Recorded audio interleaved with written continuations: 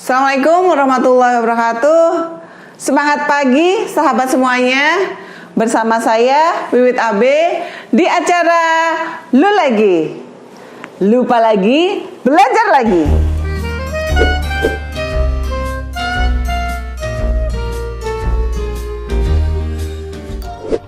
Oke, kali ini kita akan membahas terkait bisnis plan atau dalam bahasa Indonesia rencana bisnis.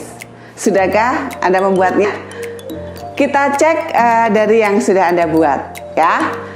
Apa aja sih bisnis plan? Pentingnya buat apa bagi Anda para pengusaha atau buat para calon pengusaha? Jadi selaku Anda sebagai pengusaha wajib disiapkan rencana-rencana bisnis Anda ya. Karena seperti kata bijak yang sering kita dengar, a work health well plan ya. Jadi kalau Anda sudah merencanakan dengan baik ya, 50% kerjaan Anda sudah selesai. Jadi kalau Anda sudah punya bisnis plan, 50% udah jalan loh ya apa yang Anda impikan. Jadi apa saja sih isi dari bisnis plan? Ya, kita bahas kali ini. Bisnis plan, rencana bisnis Anda pastinya memuat tentang aspek-aspek yang harus ada di dalam perusahaan. Pastinya yang sering mendengar istilah pemasaran, saya sudah pintar produksi nih, tapi belum bisa memasarkan ya. Jadi kali ini kita bahas aspek pertama dulu dari aspek pemasaran ya. Apa aja yang harus ada di aspek pemasaran ya.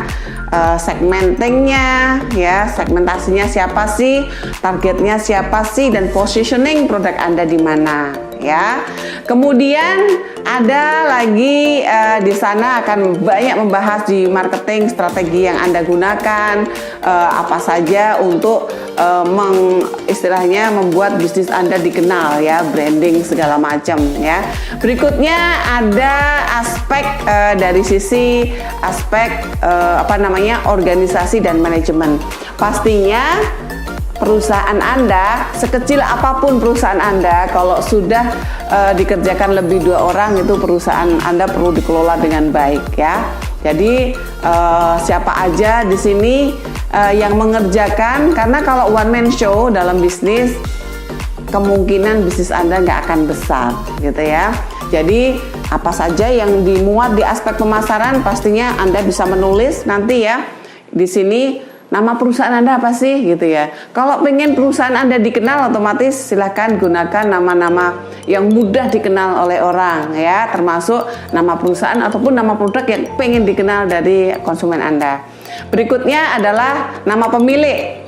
Nama pemilik dari bisnis Anda ya. Kalau Anda pengen Anda melekat di bisnis Anda juga perlu membranding Anda selaku pemilik. Alamat kantor yang pasti, alamat media sosial, web yang ada wajib dicantumkan ke dalam bisnis plan Anda ya. Struktur organisasi, siapa aja sih yang terlibat dalam bisnis Anda, walaupun misalnya lingkup keluarga saja, misalnya kakak, adik, suami, istri ya, ada tetangga 2-3. Nah itu silahkan buat struktur organisasi, alur proses produksi Anda, alur proses manajemen Anda bagaimana sih, tanggung jawabnya seperti apa. Biasakan buat struktur organisasi yang simple di dalam bisnis Anda ya. Berikutnya di sana otomatis ada pengeluaran ya, pengeluaran tetap yang harus diberikan. Jangan lupa ya, sering kelewatan di sini bagi pengusaha pemula, Anda yang merancang, Anda yang mengerjakan, Anda lupa menulis berapa sih saya harus digaji gitu ya. Ya, sekarang ini usaha Anda harus merinci dengan detail. Kira-kira saya sebagai owner dapat gaji berapa nih dari usaha saya kayak gitu ya.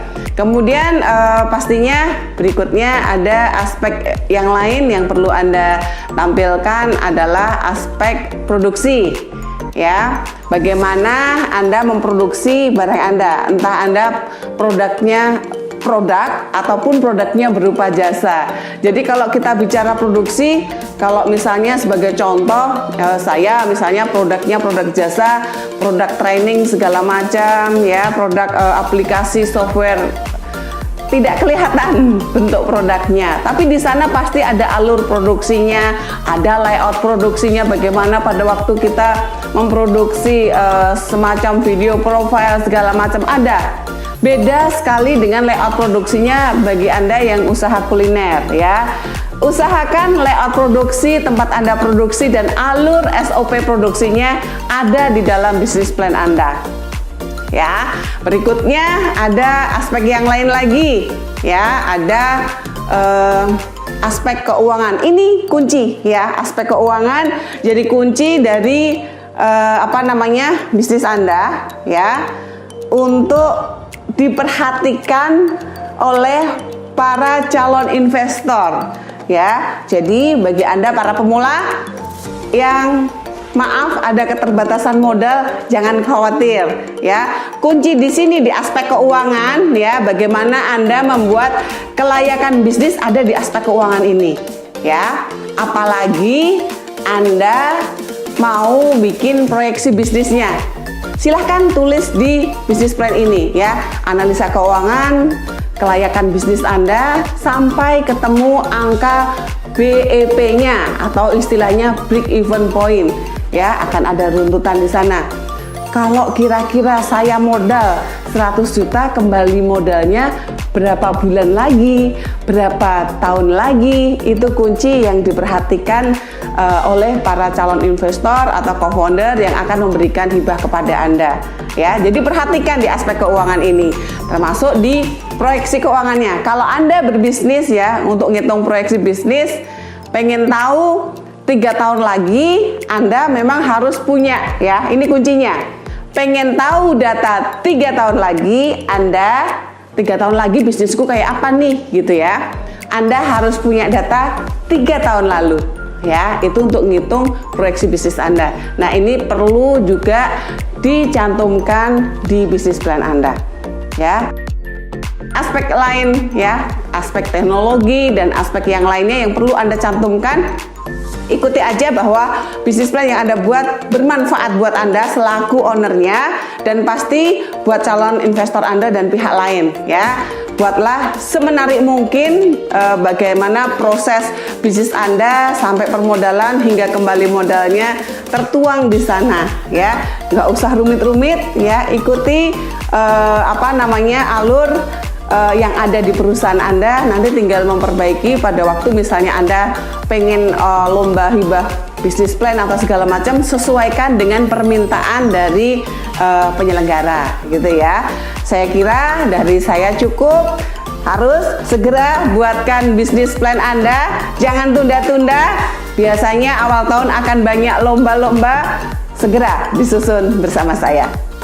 Assalamualaikum warahmatullahi wabarakatuh.